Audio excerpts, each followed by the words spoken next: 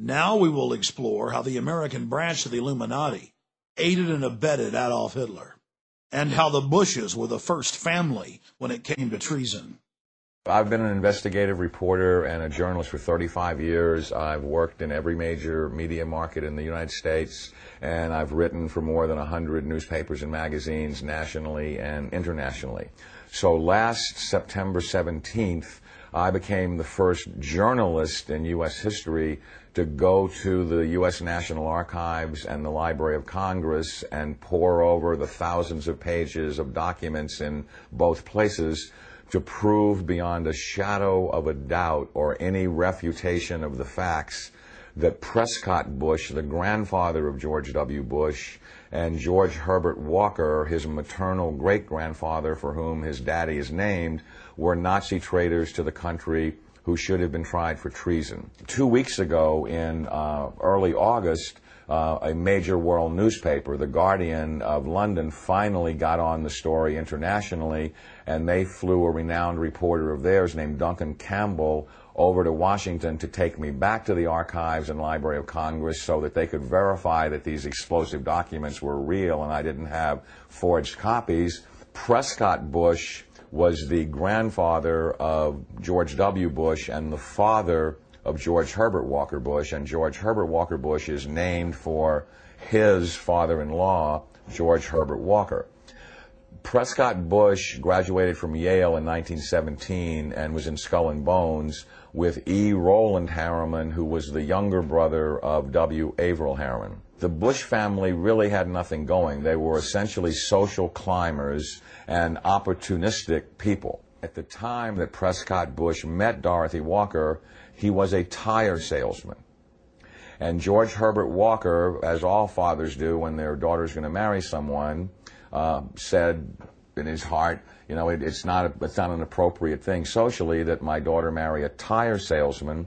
So he brought Prescott Bush first into Brown Brothers Harriman and then Union Banking Corporation. In actuality, it was anything but a bank. It was essentially a Nazi money laundering operation that had a lot of tentacles into a lot of different other businesses. They owned a shipping line called Hamburg American Line, for example, which was the first Nazi front business seized, although the line was no longer operational in 1942. In the early 1930s, it transported Nazi spies into the U.S., and then their promotional ads offered cash rewards to any American citizens who would go back on Hamburg American Lines and proselytize for Hitler. 8 months after the U.S. had entered the war, the New York Herald Tribune ran a front-page article, Hitler's Angel has $3 million in U.S. bank. And it caused a major scandal and just rocked the world of politics. Brown Brothers Harriman, which George Herbert Walker and Prescott Bush were affiliated with and partners in, worked with I.G. Farben, which operated Auschwitz. Prescott Bush, he did a number of things that were not only anti-American but were pro-Hitler, and he did all that he could to proselytize for Hitler and the rise of his Third Reich, because the largest client, Fritz Thyssen, of his patron, W. Averill Harriman, dictated what kind of behavior he would practice to enhance his own career.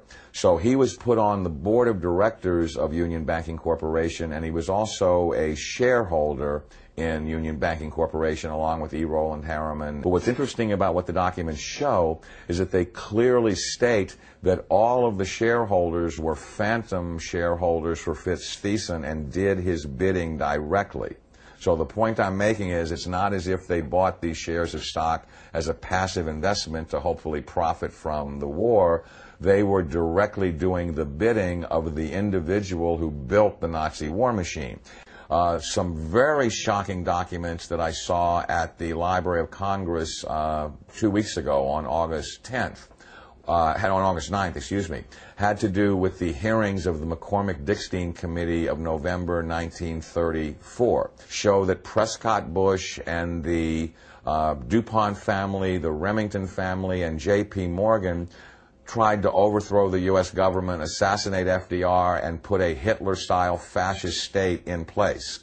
I have in my possession testimony from the McCormick-Dickstein Committee in November of 1934 by one of the fascist plotters that they were going to follow Hitler's model exactly and impose martial law on the United States, round up unemployed people that were worthless to the economy and troublemakers and Jews and put them into internment camps.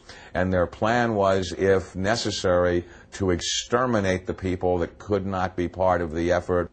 The only reason the coup attempt in 1934 didn't succeed is that they hired the wrong general to lead it, General Smedley Butler, the great Marine hero, two-time Congressional Medal of Honor winner, who worked with the plotters just long enough to be able to identify who they were and then blew the whistle on them to Congress. Incredibly, after being warned by the FBI and the Justice Department and the Treasury Department to cease and desist in their Nazi dealings, they had continued them until 1951.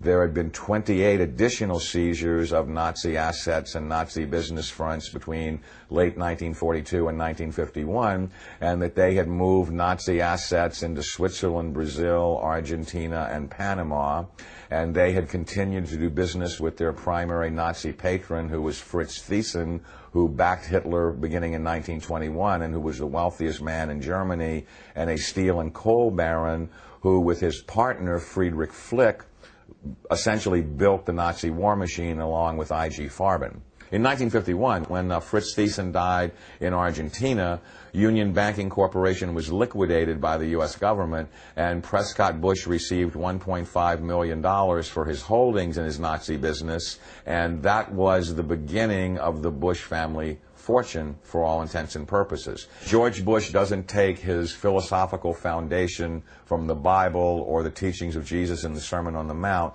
George Bush takes his inspiration from what he learned in Skull and Bones and from the Thule Society that Hitler and Goebbels and Goring cut their teeth in, Bohemian Grove, these evil organizations that perpetrate the ugly things that these criminals are doing to this country for which they must be held accountable. Now you look at the Republican National Convention this week, and you bring in Arnold Schwarzenegger to speak last night. Schwarzenegger is the son of a Nazi. He has praised Nazis. He has praised Hitler. He talked last night in terms like, we will not falter, we will not waver, we will win this war on terror. He's a leader who doesn't flinch, who doesn't waver, and does not back down. Well, that's exactly the speeches that Hitler made after the Reichstag fire.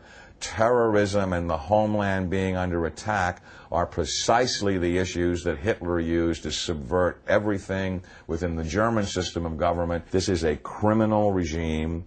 They not only emulate Hitler, but its genesis comes from Hitler. And I defy anyone, a historian, journalist, author, anyone, to come forward and disprove my premise that you cannot differentiate Hitler's invasion of Poland in 1939 and the Reichstag fire and his attempt to dominate the world from George W. Bush's unprovoked invasion of Iraq and subversion of the Constitution through the Patriot Act after 9/11, which I submit is his Reichstag fire. Karl Rove and his minions are every bit the masters of propaganda that Joseph Goebbels was. They literally took lessons from Goebbels and Goring about how to create such brilliant propaganda that unreality can become reality, and reality can be subverted to fantasy, political subterfuge right before your eyes. So there's just an endless broken record that is leading up to the present era, that the Bush family has had a single goal for 100 years, which is to become the most powerful family on the planet and to rule the world. And they are on the verge of doing that under George W. Bush. It's critical that every citizen of this country rise up and do something, because the day of reckoning is at hand, and these people are Nazis. They are practicing Nazi philosophy. They are mimicking Nazi tactics, and time is running out.